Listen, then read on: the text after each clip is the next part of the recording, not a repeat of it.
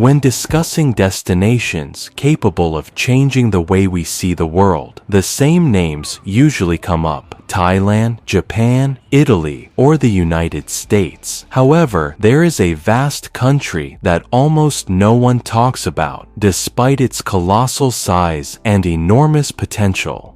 That country is Kazakhstan. Before setting foot there, I expected to find a former Soviet republic made up mainly of steppes and industrial cities. However, after spending several weeks traveling through it, I realized that this image was far from reality. Kazakhstan is a country of contrasts. You can go from a futuristic capital to small villages where nomadic traditions still play an important role. You can have lunch in an ultra-modern shopping mall, and a few hours later, find yourself completely alone facing seemingly endless mountains. And that is precisely what makes this country so special. With a surface area comparable to that of Western Europe, Kazakhstan is the 9th largest country in the world. However, its population barely exceeds 20 million inhabitants. The result is vast open spaces where you can drive for hours without encountering too many people. This low population density creates a feeling that is increasingly rare in the modern world, the feeling that there is still space. In many developed countries, everything seems saturated. The roads, the beaches, the city centers, and the tourist destinations.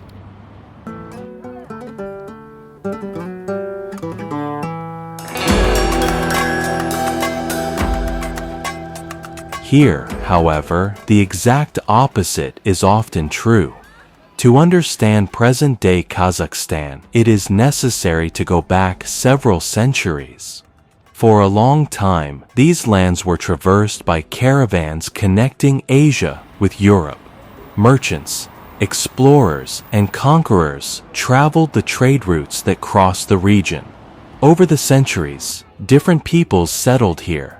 Turkish, Mongol, Persian, and Russian influences gradually shaped the country's identity. The arrival of the Russian Empire and later the Soviet Union profoundly transformed society. Nomadic populations were settled, industry grew rapidly, and enormous infrastructure was built. That era also left deep wounds, especially during the famines and political repressions of the 20th century. Even today, the Soviet past remains visible in the architecture, the widespread use of the Russian language, and numerous everyday customs. But Kazakhstan is trying to forge its own identity, and that's evident from the moment you arrive. Few capital cities have surprised me as much as Astana. Upon arrival, you have the feeling of stepping into a futuristic version of Dubai, built in the middle of the steppes. Grand avenues, boldly shaped buildings, modern skyscrapers, and architectural projects that seem designed to demonstrate that practically anything is possible.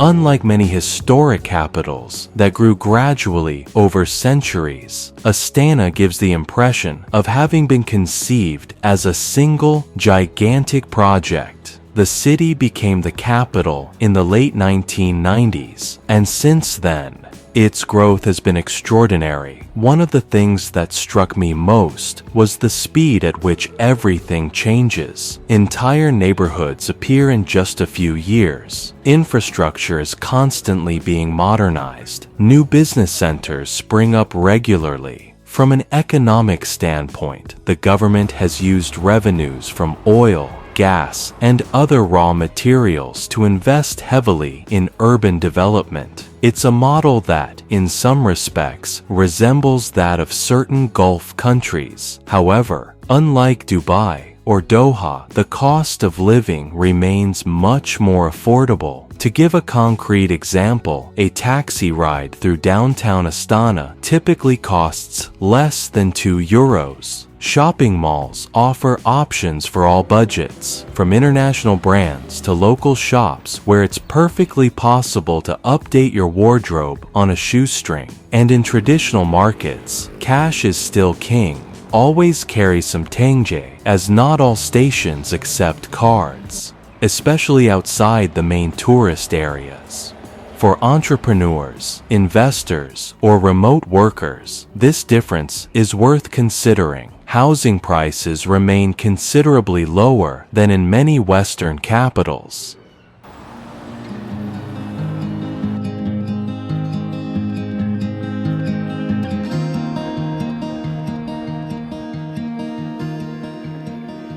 Internet connections are generally fast.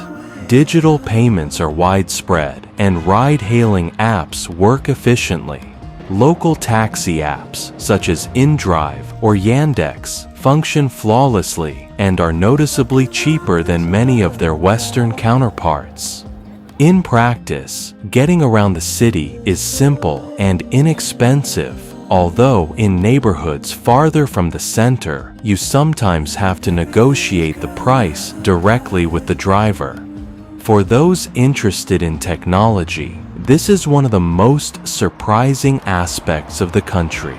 Personally, I really liked Astana's ambitious character. At the same time, I completely understand those who consider it a somewhat cold city. Distances are vast. Winters can be extremely harsh. I'm talking about temperatures that regularly drop below -20 degrees Celsius. Snow is part of the landscape for months, and walking on icy sidewalks requires constant attention. Snow is beautiful. Ice is dangerous. It's a distinction you learn quickly, and the lack of trees in some areas makes the summer heat harder to bear. It's probably an excellent city to work, start a business, or develop a career. However, for pure tourism, I prefer other regions of Kazakhstan. What completely changes the experience of any destination is the people. In Kazakhstan, I was lucky enough to make some local friends who opened doors that would otherwise have remained closed.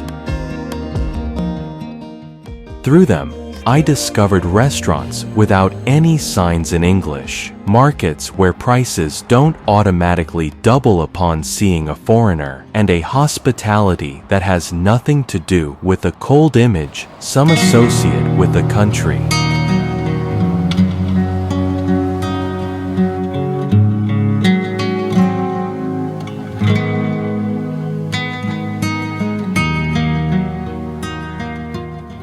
These connections completely transformed my understanding of Kazakhstan. If you enjoy discovering destinations that hardly anyone talks about, subscribe and don't miss the other travel documentaries on the channel.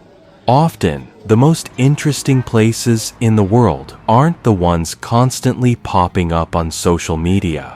Many travelers still imagine all of Central Asia as a poor region. The reality is far more complex. Kazakhstan possesses enormous reserves of oil, uranium, natural gas, and numerous strategic minerals. This wealth of resources has enabled significant economic growth over the past few decades. Of course, it's not all perfect. Income disparities remain visible. Some regions are developing much faster than others. However, when compared to several neighboring countries, the level of infrastructure is generally higher. Major highways continue to improve. Modern airports are becoming more numerous, and the railway system continues to play a vital role in such a vast territory. For those interested in financial matters, Kazakhstan is particularly interesting. The country is seeking to attract more foreign investment while attempting to diversify an economy that has long relied primarily on hydrocarbons. It's a process that will take years, but changes are already visible in sectors such as digital services, logistics, and financial technologies. One of the first challenges when visiting Kazakhstan is quite simple: the distances. On the map, many places appear relatively close. On the ground, the reality is quite different. You quickly discover that connecting some regions requires spending several hours on a plane or undertaking very long journeys by road. That's why I always recommend allowing more time than initially planned. Many travelers underestimate this aspect. Kazakhstan isn't a country to rush through, hopping from one place to another. It's a destination that rewards those who travel at a leisurely pace.